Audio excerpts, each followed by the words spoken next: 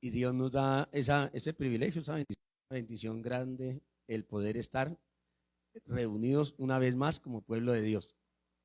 Y hay muchas cosas que en mi corazón ha llegado para meditar y se las quiero contar ahorita, pero se las quiero contar con la Biblia, o sea, eh, vamos leyendo unas porciones bíblicas y vamos mirando y, y mostrarles cómo son las cosas realmente, porque todo lo tiene el Señor, el conocimiento está en Dios, la ciencia y la sabiduría están en el Altísimo, en Él es el que está escondido los grandes misterios. Y hasta inclusive cuando uno está leyendo una porción bíblica y no la entiende, uno muchas veces dice, Señor, realmente uno no logra entender lo que el Señor nos quiere transmitir, porque la sabiduría de Dios es muy grande, mientras que la sabiduría de nosotros es muy pequeña, es muy insignificante. Y muchas veces uno dice, ¿por qué yo no logro entender a lo que dice Dios? O sea, ¿por qué para mí es difícil entender las palabras del Señor? Cuando las palabras, cuando el Señor es sabio y entendido. Y lógicamente que muchas veces el pensamiento de una persona puede ser altiva, una persona que se enaltece, puede llegar a pensar, tan raro, Dios, ¿por qué habla así? Eso no está bien. Alguien puede llegar a pensar en eso. Pero resulta que no, el que no está bien es uno. El que no está bien es uno. Uno del que no está, no logra entender las enseñanzas. Hay muchas cosas que uno lee en la escritura y que a veces no las entiende. O sea, es bastante difícil de lograr entender esa palabra que el Señor le dice. Cuando viene el Señor y le da la interpretación y le explica qué es lo que Él quiere decirnos con eso, pues uno queda aterrado y dice, ah, Señor, Dios mío, tan fácil que era. Pero también me doy cuenta que muchas veces el pensamiento de uno lo engaña, porque uno está pensando que Dios está diciendo una cosa cuando en realidad está diciendo es otra. No está diciendo lo que uno está pensando que el Señor está diciendo. Entonces, muchas veces el pensamiento de uno y ese pensamiento y ese entendimiento de uno muchas veces lo engaña. Hay una parte en la Biblia que dice, tu misma sabiduría te engañó. ¿Sí ve? La misma sabiduría, el mismo entendimiento, el mismo conocimiento de la persona lo engaña. Y eso es el problema, que muchas veces, o sea, uno no puede de ninguna manera considerar que, que sabe o que entiende o que comprende las cosas en su entendimiento, en su sabiduría, en su conocimiento, sino que uno tiene que llegar y decir, Señor, es usted el que la entiende, usted es el que sabe, nos toca que nos explique el Señor, toca que nos dé la interpretación, que nos hable de las cosas. Yo pienso que los escribas y los fariseos, con respecto a las enseñanzas que Dios nos ha dado en ese tiempo, que ha sido algo que para mí ha sido muy impactante, muy alegre, todavía siento la alegría de que el Señor le corrija el pecado a aquellas personas y les digan, sí, aquí se está quebrantando, por ejemplo, lo del día de reposo, se está quebrantando, y sí, de verdad, que se está desobedeciendo ese mandamiento, pero son sin culpa. Y empieza a explicarle, David, él comió el pan de la proposición que le era pecado comérselo, pero David hizo eso sin culpa. ¿Sí me entienden? Sin culpa. Prima la misericordia. ¿Sí ve? Y asimismo, para otras enseñanzas que el Señor mismo le dio a los fariseos, mostrándole, indicándole, mire, es que esto es así. Porque, pero, ¿qué sucede? Una persona puede errar porque hay un mandamiento y ese mandamiento no se está cumpliendo. En el caso, vuelvo y digo, del día de reposo. ¿Sí ve? ¿Cuántos adventistas hoy en día condenan a las personas por no estar descansando en un día de reposo? Por ejemplo, ayer tenían que descansar los adventistas. Y descansar es que ellos no trabajan. Hay personas, cuando mi papá tenía la empresa, empaques y embalajes de Mueble Rico, él tenía luchas con algunos trabajadores porque los trabajadores que eran del séptimo día, que eran adventistas, no querían trabajarle a él el día sábado, y pues es el día de pronto de más trabajo, el día que tocaba trabajar, y pues es difícil. Pero ¿quién les iba a dar a entender o a comprender eso a esas personas? Pero el Señor mismo nos habla hoy en día a través de la escritura. Estos trabajaron, pero ahora, si uno va a quebrantar el mandamiento, por quebrantarlo, pues tampoco. O sea, no, es que no quiero, es que ya por rebeldía, ya por otras cosas, no. Hay que mirar a ver la ley y el mandamiento. Y esto tampoco nosotros tampoco podemos llegar y decir, porque eso como es un equilibrio tan fuerte, no podemos llegar y decir, no, yo sé por qué estoy quebrantando este mandamiento y que no sé qué, y para hacerlo malo. No, tampoco, porque todo tiene un equilibrio, todo tiene las cosas como son, o sea, dentro dentro del orden de Dios, dentro de la ley de Dios. Iglesia, la iglesia, la iglesia del Señor Jesucristo, la doctrina del Señor Jesucristo, por eso es tan difícil, es tan complicado que la gente nos entienda, que la gente nos comprenda, que la gente entienda y comprenda todas estas enseñanzas que nosotros tenemos. Pareciera que estuviéramos errados. Y yo les he dicho a muchos hermanos, les he dicho, por eso uno tiene que tener paciencia para poder enseñar, para poder direccionar, guiar a las personas, porque la enseñanza de nosotros va en contra totalmente de todo el sistema, de toda la religiosidad del mundo, de todas esas cosas. Y por eso nosotros tenemos que, primero, aprender, porque nosotros sí debemos de ilustrarnos muy bien, de recibir esa enseñanza clara de la palabra de Dios y no quedarle difícil enseñar sobre el bautismo, por ejemplo.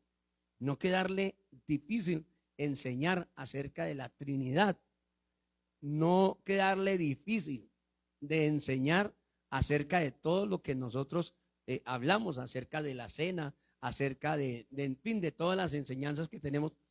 Pero, ¿cómo le queda fácil a usted? Aprendiendo, ilustrándose, recibiendo esa cátedra de las leyes y ordenanzas de Dios para que usted divinamente pueda presentárselo a las personas con sabiduría, con entendimiento, con conocimiento, y poder rescatar a muchas personas que hoy en día se han entregado o sea, han actuado y están actuando ignorantemente, sin conocimiento, sin entendimiento, no saben discernir entre su mano derecha y su mano izquierda, porque no tienen conocimiento, no tienen el conocimiento de la palabra de Dios. Y ahí es donde está el problema, ahí es donde está la situación, que nosotros sí debemos de instruirnos, nosotros sí debemos de prepararnos, nosotros tenemos que hacer todo esto. Yo en este tiempo he tenido unas grandes luchas en la parte espiritual, en entender algunas cosas, y entre esas está la parte, digamos, de uno querer que la gente busque de Dios, que la gente, que nuestros hijos, yo tengo varios hijos, y a mí me gustaría que mis hijos estuvieran en la iglesia, que estuvieran aquí orando, que estuvieran aquí buscando de Dios. A mí me gustaría muchísimo eso. Y yo decía, ¿será que la falla es mía? O sea, pensé yo en un momento de pensando en todas estas situaciones, dije, Señor, ¿será que la falla es mía? Porque hay algo que uno tiene que tener en cuenta, de que uno no mira sus propios errores. Uno puede estar mirando los errores de todo el mundo, menos el de uno. Y entonces cuando yo llego y pienso en esta forma, llego y digo, Señor, mi error puede estar en mí, Señor. Me hace falta de verdad hacer algo como ayunar, como orar, como entrarme en un ayuno extenso, Señor, y todo eso. Y arranque que viene mi Señor con la enseñanza tan maravillosa y tan preciosa. Y el Señor trae a mi corazón, a memoria, las enseñanzas bíblicas, donde hombres de Dios como el rey David, por ejemplo, era un hombre de Dios entregado a la búsqueda de Dios, pero lamentablemente sus hijos eran malos. Increíble, pero eran malos. Hasta un Salomón que fue escogido por Dios para que él reinara, llegó a ser malo de tal manera que él hizo todo lo que, la mayoría de cosas que el Señor le ordenaba al rey que no hiciera, él las hizo, quebrantando el mandamiento, quebrantando la ley del Señor, quebrantando las ordenanzas de Dios. Entonces, viene el Señor y empieza a darme toda esa enseñanza acerca de los sacerdotes que son siervos de Dios, pero que los hijos no están haciendo lo que corresponde. Entonces me extiende mucho más allá el Señor y empieza a hablarme acerca de que yo no puedo, yo lo único que puedo, ¿qué puedo hacer yo como pastor? Decirle a las personas, esto es bueno y esto es malo. Esto agrada a Dios y esto le desagrada, para que las personas tomen la decisión de si quieren agradar a Dios o no le quieren agradar. Y nosotros no vamos a censurar a nadie, no vamos a señalar a nadie, no vamos a acusar a nadie. Solamente la persona es la que por ella misma debe de tomar la decisión si quiere servirle al Señor o no le quiere servir. Nosotros sabemos, todos nosotros los que estamos aquí entendemos que nosotros no debemos de meter tanto nuestra cabeza en el celular, pero es lo primero que nosotros hacemos. Eso, nosotros sabemos que deberíamos de estar más en un momento de oración, que deberíamos de pronto de estar en un momento de lectura de la palabra, pero nuestro deseo más, y estoy hablando no de los que trabajan con el celular, no, porque hay gente que trabaja con el celular y pues todo el día tienen que tenerlo, no hay más que hacer.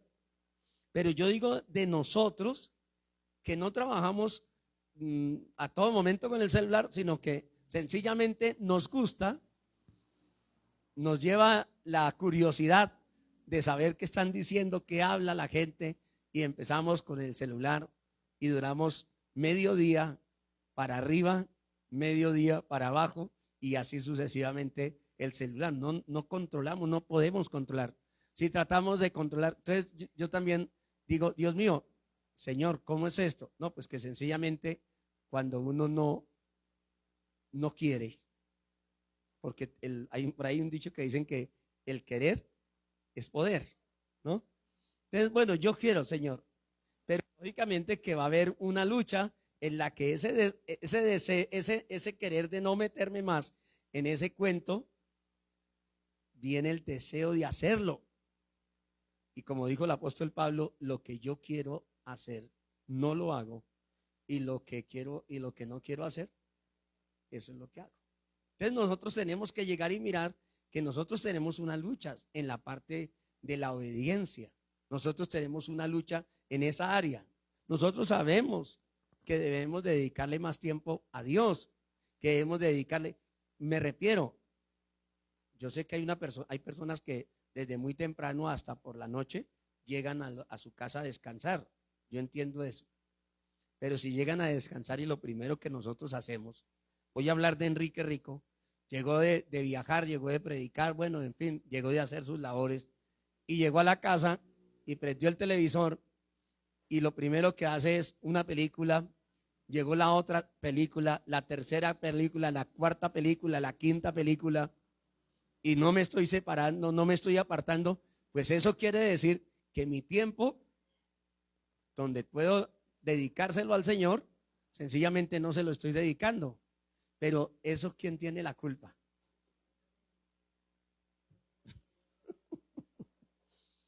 Soy yo el que no lo estoy luchando, no estoy peleando para evitar esa situación.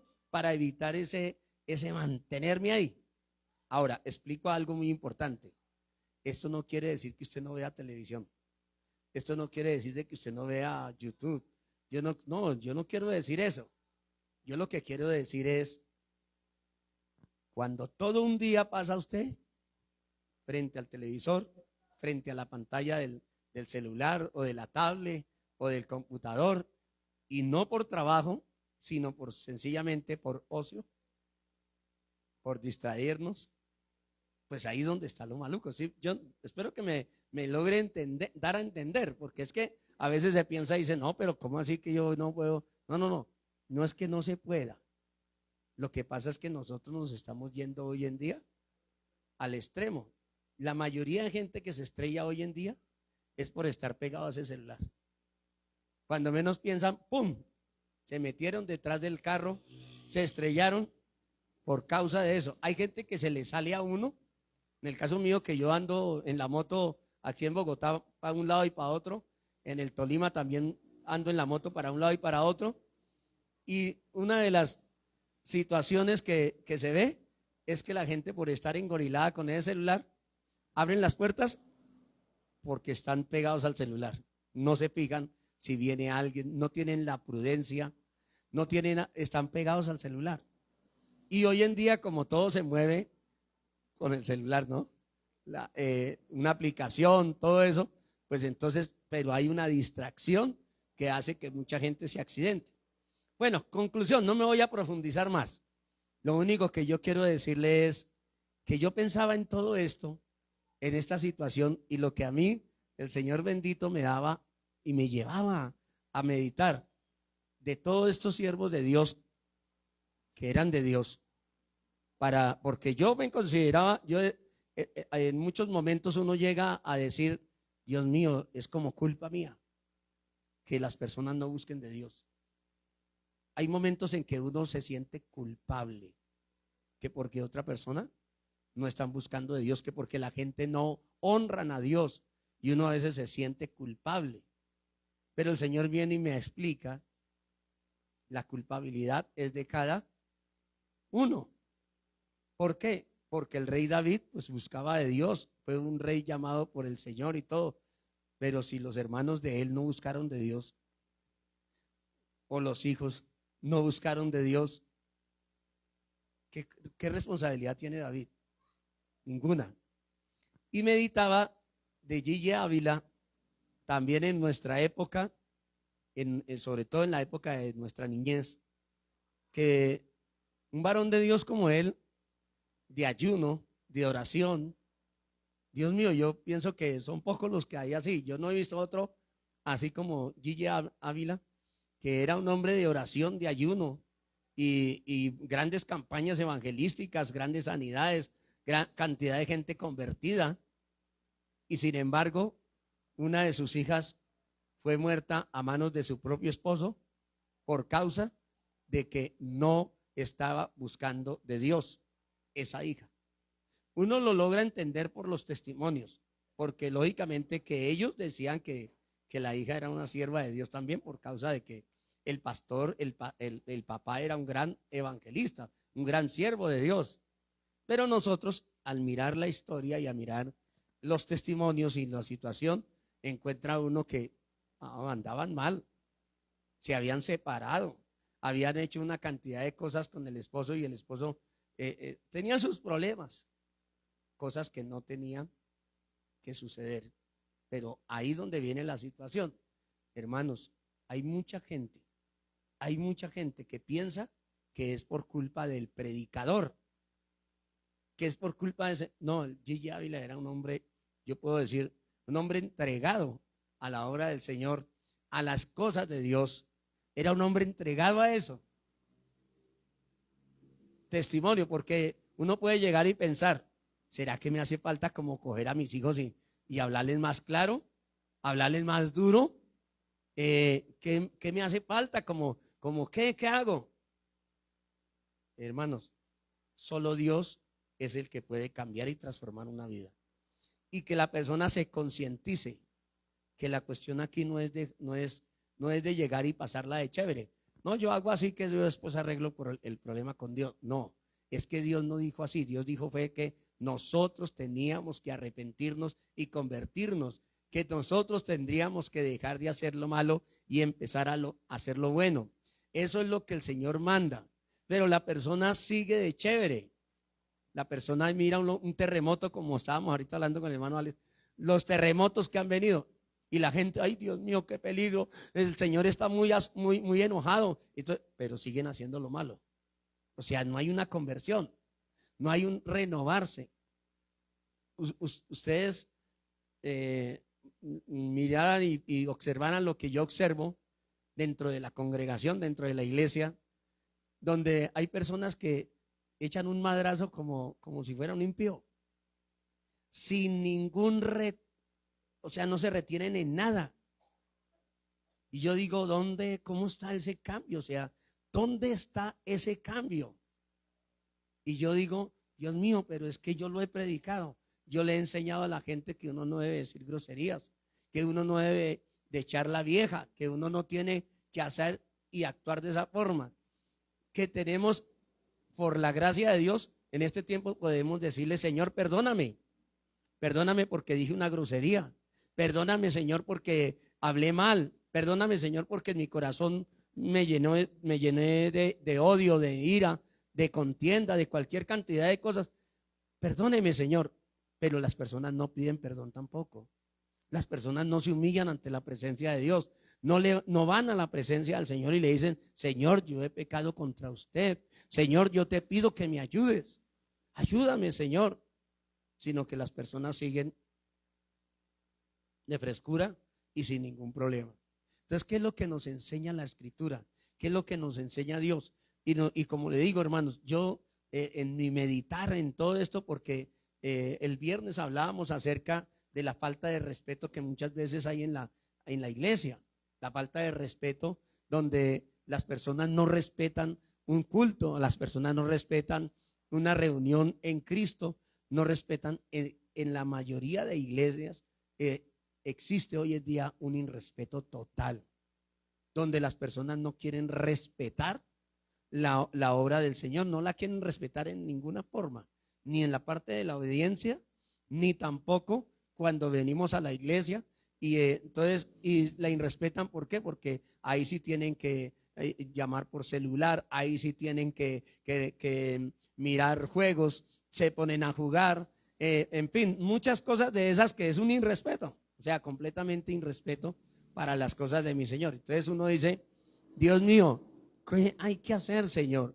¿Qué hay que hacer? ¿Qué tengo que hacer? ¿Qué hay que obrar para que se acabe esta situación así?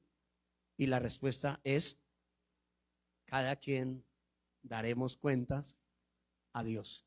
Cada uno de nosotros daremos cuenta a nuestro Dios.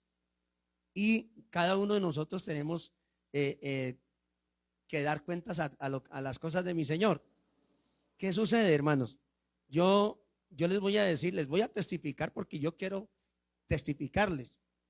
Yo he sido uno que yo le he rogado a mi Señor que me dé una independencia en la parte económica y yo he querido hasta inclusive tener un negocio donde yo me sustente de ese negocio. ¿Por qué? Porque cuando yo veo que las personas se cargan por la ofrenda, cuando yo veo que las personas que dan ofrenda, eso es una carga, para ellos es una carga. Y yo le he dicho a mi Señor, yo en oración le he dicho a mi Señor, Señor, yo no quisiera ni colocarles esa carga a esos hermanos. Que llegado al caso yo tener que decirles, hermanos, no me den ofrenda, no se la recibo, dejen así. Pero también el Señor a mí me ha enseñado que hay cosas que son una obligación de las personas, no obligación de que yo las tenga, que yo las obligue, no, sino es un mandato de parte de Dios y que yo tampoco puedo irme al otro extremo de llegar y decir, aquí no me den ofrenda, no me den nada, yo trabajo y yo busco mi sustento aparte, porque también estaría yo violando y quebrantando la ley de Dios. Porque mire, le voy a decir esto, iglesia de Jesucristo. La vida en el Señor y las cosas en este mundo es de la siguiente manera. Las cosas malas, usted no le importa gastar el dinero que sea. No le importa. Si es en la vida sexual, si es en la vida de lo que sea. Cosas que no sirven para nada, eso no duele dar dinero, no duele gastar el dinero, no lo duele. Pero si hay algo para dar o algo para hacer en la obra de Dios, eso sí que duele. Eso sí que carga. Eso sí que molesta. Eso sí como que uno quisiera hacerle el quite para no gastar dinero en la obra de Dios. Y entonces decimos, es que yo no debo de dar más plata porque mire, hacemos cuentas cuánta plata yo le he dado al pastor, mire que yo no sé qué, y comienzan a hacer, o sea, el corazón de la persona se llena de una cosa tremenda. En la parte espiritual, nosotros encontramos en la parte espiritual a los siervos de Dios en la Biblia, estoy hablando en la parte bíblica, encontramos a personas, en el caso de Caín, que usted ya ha leído la historia, él le dio como vaina, como tacañez, ir a darle algo bueno al Señor. Y dijo, no, yo qué le voy a dar, ¿cómo le voy a dar este racimo de plátano tan hermoso? No le voy a dar un racimo de ese pequeñito, del más barato, porque es para Dios, porque es que eso es lo que se llama menospreciar a Dios, darle un desprecio, o sea, despreciar a Dios. Va y entrega lo peor. Pero Abel fue y entregó ¿qué? Lo mejor. Fue y escogió, porque es que la Biblia misma relata que él fue y miró la ovejita, lo más hermoso, lo más precioso, se fue y lo llevó y se lo entregó al Señor. Porque eso fue su deleite, eso fue, Dios mío, yo me deleito en entregarle esto a mi Señor, es para mi Señor.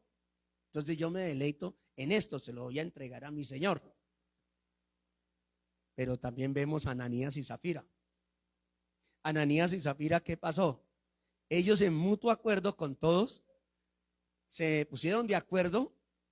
No es porque Dios les haya mandado, en ese caso no era que el Señor les hubiera mandado a hacer eso, sino que entre todos se pusieron de acuerdo para vender su casa y venir y traerla a la iglesia, a los pies de los apóstoles, como dice la escritura, y la entregaban. Vamos a decir, si en esta época la casa valió 200 millones de pesos, entonces cogieron los 200 millones y los colocaban.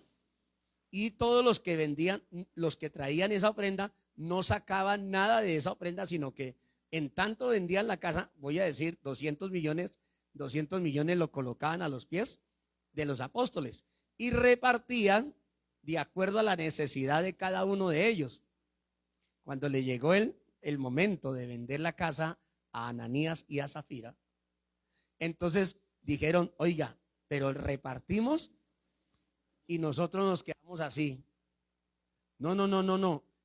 ¿Por qué? Porque se pensó, cuando estaban recibiendo la plata de los otros, no pensaron en que pobrecitos los hermanos, los otros hermanos hicieron así o esto. No, sino que, tan chévere, ¿no?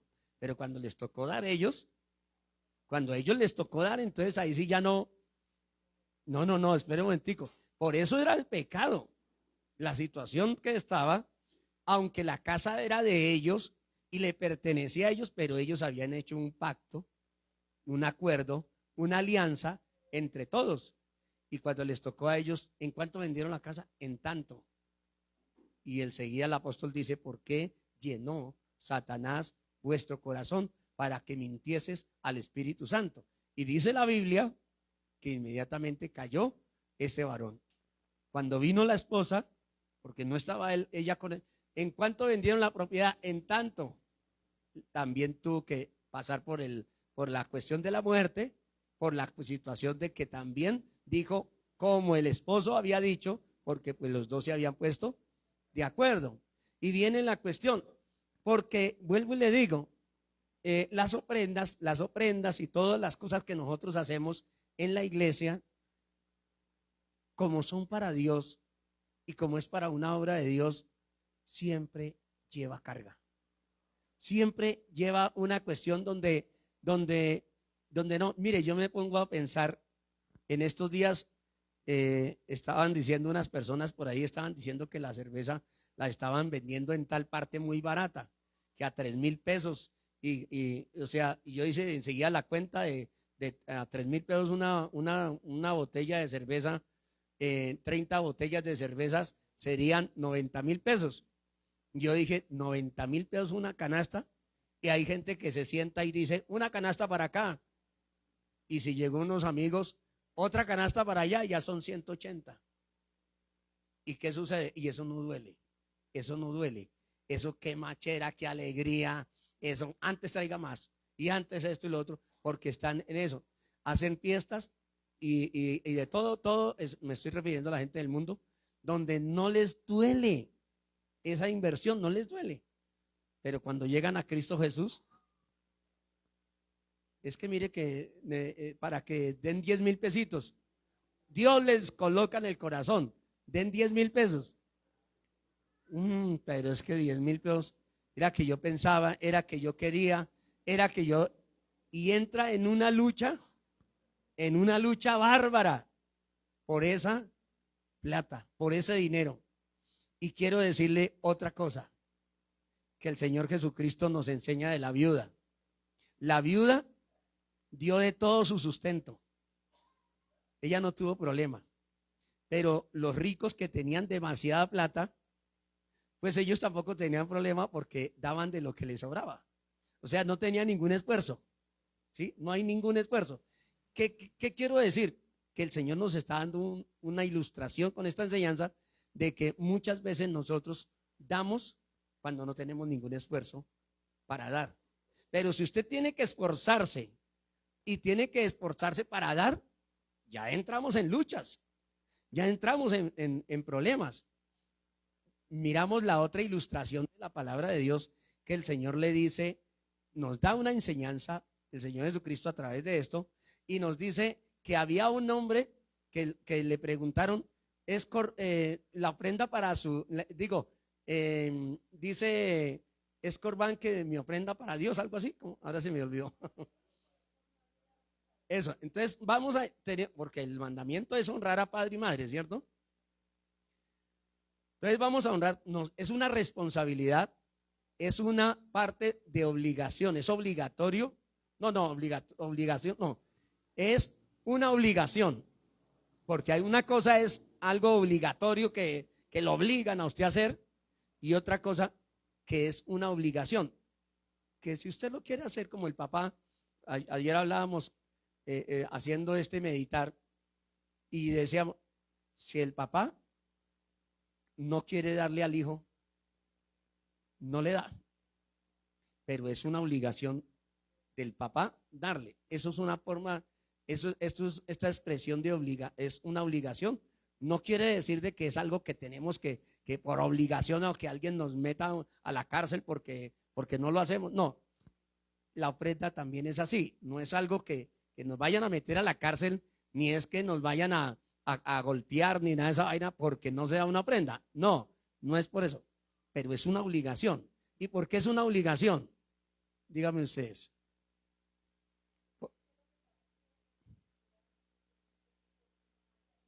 Quedó como mandamiento.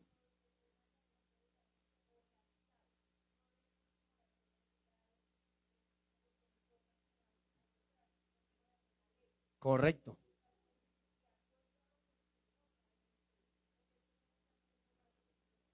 Es correcto. Dios nunca le va a pedir a alguien algo que no pueda dar.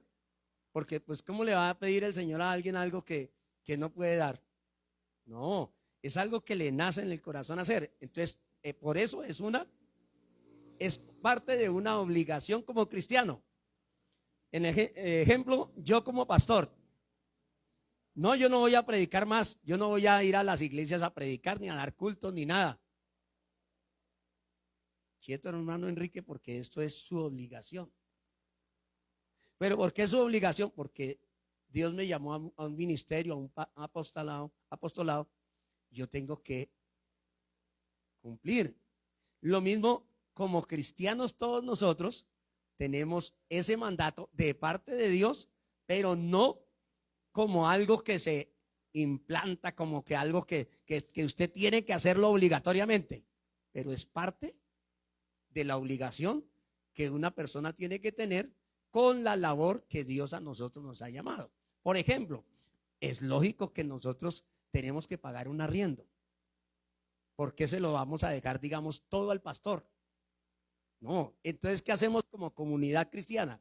Lo que hacemos es todos en un mismo sentir, en un mismo querer, en una misma unidad, pagar ese arriendo. Me parece excelente. Es algo que va a ser equitativo, que todos nosotros vamos a trabajar y vamos a laborar en esto. Si hay una iglesia o si hay un pastor que lo que hace es pedir plata y enriquecerse, y eso, allá ellos, eso es problema de ellos. Pero nosotros, la iglesia cristiana, la verdad, lo que buscamos es el mantener firmes en la obra de Dios, no buscando el enriquecernos, ni que la persona le esté dando una cantidad de millones de pesos al pastor, pero sí es una obligación el ayudar a sostener la congregación. Espero que me esté dando a entender. Bueno, seguimos mirando. ¿Qué dice el Señor? El hombre, el Señor le dice a la que es Corbán, porque ustedes dicen es Corbán, que es mi ofrenda a Dios. Entonces hay una obligación con la iglesia, pero también hay una obligación con su papá. Nosotros tenemos que hacer lo siguiente: tenemos que pagar agua. Y cuando usted pagó el agua, no, pero ya no voy a pagarle la luz. Sí, aunque paga agua, tiene que pagar luz porque es una obligación. ¿Sí me estoy dando a entender? Cada uno de nosotros tenemos una obligación y tenemos que hacer, según esa obligación, hacerlo. Que nadie le está diciendo a nadie que tiene que hacerlo obligatoriamente, porque si alguien no lo hace, tampoco lo vamos a echar de la iglesia. Tampoco le vamos a decir usted no venga aquí, pero es lógico que es una responsabilidad de todos nosotros como cristianos. Y es una bendición que la gente no lo ve, que la gente no lo entiende, pero es una obligación, es una bendición. ¿Por qué? Porque es que Dios a nosotros nos da, ahí sí, como dijo el rey David, creo que fue el rey David que dijo, de lo que tú me has dado, Señor, eso mismo, sí, creo que fue el rey David, que dijo de lo que tú me has dado, Señor, esto te doy. Porque es lo que Dios a nosotros nos da. Pero mire, cualquier cosa, cualquier situación y cualquier situación que suceda, cuando nosotros no tenemos el deseo, cuando nosotros no estamos con alegría en dar una ofrenda, entonces, no, es que yo, en el caso del hombre que dijo, es Corbán, para decir es mi ofrenda a Dios y no le quiero ayudar a mi papá y a mi mamá, es porque él no quería ayudar al papá y a la mamá. ¿Sí me entiende, iglesia? Y así mismo en